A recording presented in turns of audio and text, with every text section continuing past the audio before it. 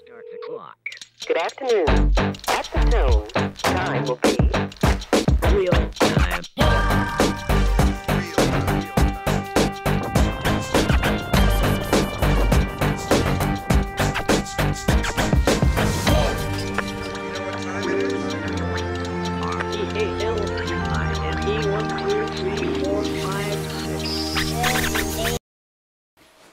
Tere Tallinna Inglise Kolledž!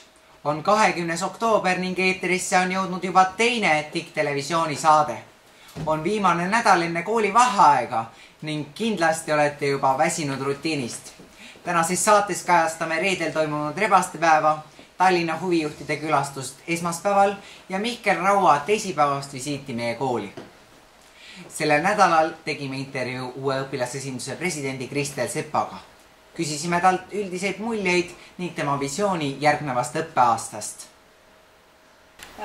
Ütle siis, mis tunne sul on olla uus president? Mul on väga hea meel, et õpilased just mind valisid ja siinkohal tahaksin neid tervitada. Tere teile kõigile! Ja kindlasti on see tööga väga vastutusrikas ja ma tunnen juba hetkel seda vastutust enda õlul. Aga kuna ma olen alles verivärske, siis ilmselt ei tasu karta, et aasta on alles ees.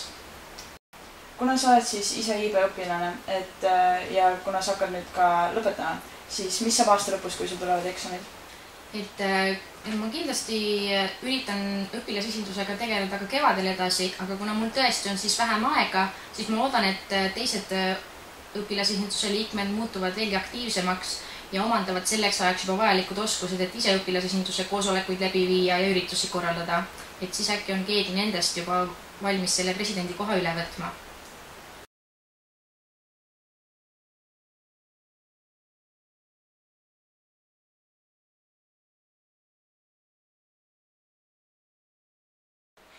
Reedel 15. oktoobril toimus uute rebaste ristimine.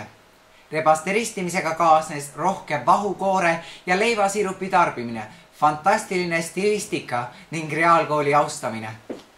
Järgnev videomaterjal on esimene, mis pärineb vaatajalt, kelleks oli Jumala staatuses olnud Jaan Kristjan Utno. Palun hoidke igast juhuks kaugemale.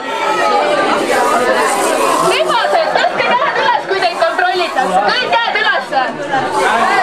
Käed üles, käed üles.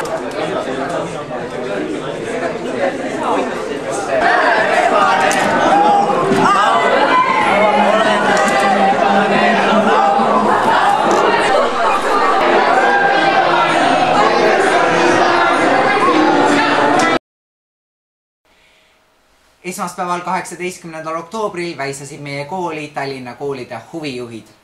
Väikest videolugu üritusest näete nüüd. Tere! Mis koolist te tulete? Mina olen Kalamaja põhikooli huvijuht ja olen ka Tallinna huvijuhtide ainesektsiooni juhataja. Ja täna seetõttu me tulimegi teie kooli uudistama, kuidas teil siin huvitegevus toimub. Kuidas te hindagite siis TIK-i huvitegevuse organiseeritust? Minu meelest on teil väga suur vastutus õpilasesindusel, mis on väga tubli. Tähendab, et teil on väga tublid ja hakkajad inimesed. Te nägite just kõige meie koolitelevisioonist ülevaatlikku loengut kuulsite samuti. Mida te arvate ning kas te arvate, et see projektil on tulevikku? Ja kindlasti on tulevikku. Ma arvan, et see on väga tore ettevõtmine. Loomulikult nõuab see nende tegijatelt väga suurt pühendumust, palju aega, aga ma usun, et see tasub ennast ära. Aga mis oleksid teie soovitused tegijatele? Julget pealehakkamist ja vastupidavust, nii muud midagi, häid ideid. See on kõige tähtsam. Aitäh! Palun! Tänasega alustab tööd meie televisiooni horoskoobi nurk ning spordiuudised. Spordiuudised viib läbi Argo Käsper ja horoskoobi meie enda veetleb Kaidi Sander. Ja siirdumegi spordiuudiste juurde. Tere päevast kaasaõpilased, jätkame spordiuudistega. Täna on plaanis kokku võtta selle perioodi vältel toimunud spordivõistlused. Kuigi palju pole neid olnud, kuid siiski.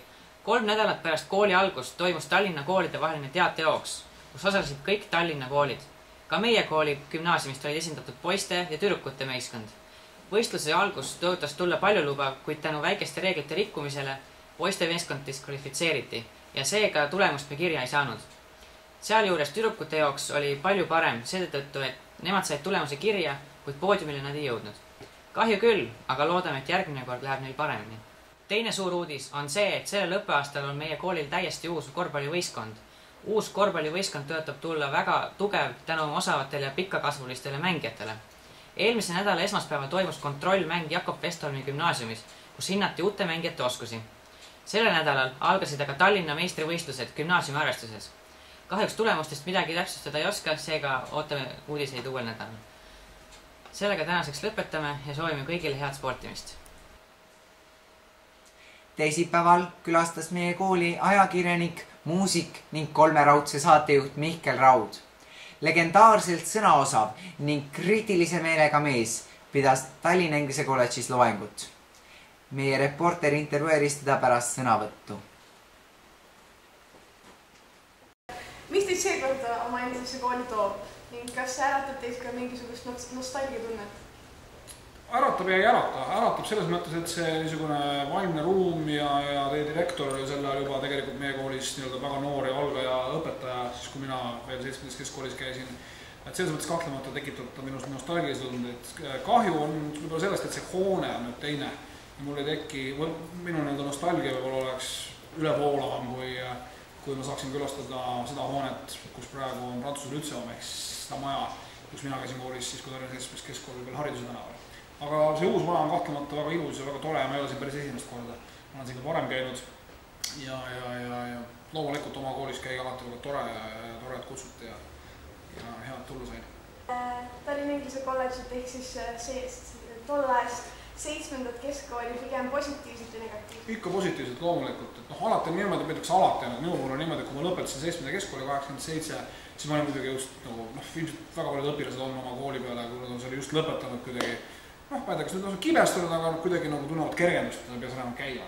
Aga kui ma praegu mõtlen aja peale, mis minu elus on kõige ilusam, siis on kahtlemata need 11 aastat, mil ma käisin koolis ja minu kool sattus olema Tallinna 7. keskkool ja loomulikult ma mäletan seda aega väga hästi, väga positiivselt, väga soojalt. Kuigi loomulikult oli meie koolis nagu igas teises koolis probleeme, oli õpetajaid, kes meeldisid mulle rohkem, oli õpetajaid, kes meeldisid mulle vähem, oli õpetajaid, kes olid režiimitruumad kui võib-olla teised. Probleem on igas koolis ja nii oli loomulikult ka 7. keskkoolis ja tõenäoliselt on ka Tallinna Inglise kolledžis. Aga need on niimoodi aja möödudes või niimoodi tagantjärele vaadates mõnikümmend aastat hiljem väikesed asjad, et kõige tähtsam on ikkagi see, kes olid sinu klassikaaslased või kes olid õpetajad, kes tegid sinust selle inimese, kes praegu oled. Kui räägite teie enda kirjandusest, siis kumb raamat on teil endal südamelähedasem? Eks need mõlemad on, selles mõttes, et see on ikka nagu lastega, et kumb siis sulle rohkem meeldib, kas poeg või tütar, aga eks need mõlemad on mingis etapis on minu jaoks tähtsad, puht objektiivselt ma arvan või väidan, et teine raamat on puht kirjutustehniliselt paremini kirjutatud, aga esimene võib-olla neile veidi emotsionaalsem, nii et mõlemal raamatul on omad head ja vead. Kirsten, suur aitäh teile, et tulite. Sellega lõpetame oma teise intervjuu. Suur aitäh. Aitäh.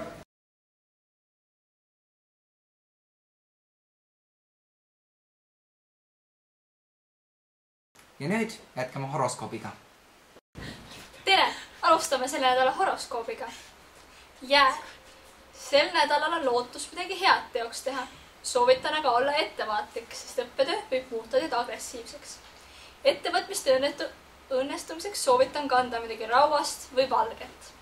Sõnn. Ei tasu olla nii vastuvõtlik testi kritiseerimisele. Kui olete edasi sihikindel, siis lõpeb see veerand teie jaoks suurepäraselt. Kaksikud. Võite tunduda teistele pisut pealiskaudne. Tõestage, kui nutikas te olete ja sellest lõikate kasu veel pikka aega. Kui te teele jääb ette mõni seiklushimuline inimene, siis võib tema olla just see, keda olete otsinud. Vähk. Usalda oma vaistu ja anna endast absoluutne maksimum. Ärge laske hajameelsusel end teelt kõrvale juhtida. Lõvi. Üritage edaspidigi jääda objektiivseks. Ekstravertsus ei tule hetkel koolielus kasuks ning võib palju probleeme tekitada. Neitsi. Ärge otsige kõigi juurest vigu, see eraldab teid inimestest. Analüütilisus aga toob kasu nädala 2 viimasel päeval. Kaalud. Kolmapäeval võib tekkida probleeme matemaatikas, sest mõtted ei jõua lahenduskäigule järele. sellel on vaid üks lahendus, pikk vaheaeg. Üritage vabaneda otsustusvõimetusest, sest see viib sihile. Skorpion. Kinnine mõtlemine ja kirglikkus ei tule kasuks nädala viimastel päevadel. See segab teie tööd ning viib mõtted vajalikust eemale. Hambur. Ees ootavad majanduslikult rasked ajad. Peate leidma endale elust midagi edasi viivat. Et probleemidest vabaneda ning end rahaliselt turgutada, võtke SMS laenu. Kaljukits. Kaljukitse tähtkujus olevad inimesed saavad reedel 22. oktoobril erakordselt ebameeldiva uudise osaliseks. Muretsemiseks pole aga põhjust, sest sellest emotsioonist vabanetakse järgneva nädala jooksul. Veevalaja. Mässumeelsus tõmbab teie sarnaseid inimesi ligi, kuid olete liiga edumeelne, et olla rahul selle veerendi lõpptulemustega. Kalad. Paindlikkus ja mitmekülgsus on järgnevatel nädalatel väga vajalikud. Teie tundlikkus võib muuta teid nädala lõpus väga haavatavaks ja kurvaks. See oli selle nädala horoskoop. Näeme järgmisel nädalal. Informatsiooniks veel õpetajatele. Teil on võimalik esitada TIK-televisioonile oma ideid, kirjutades spetsiaalselt selleks mõeldud paberile õpetajate toas stendil. Meie saateid saab kordusena vaadata meie YouTube kanalilt või otsida Facebookist üles TIK TV kommuun ning klikkida nupule nimega meeldib. Sellega lõpetamegi oma tänase teise TIK-televisiooni saate. Minu nimi on Oliver Valdmaa ja kohtumiseni juba järgmise perioodi kolmapäeval.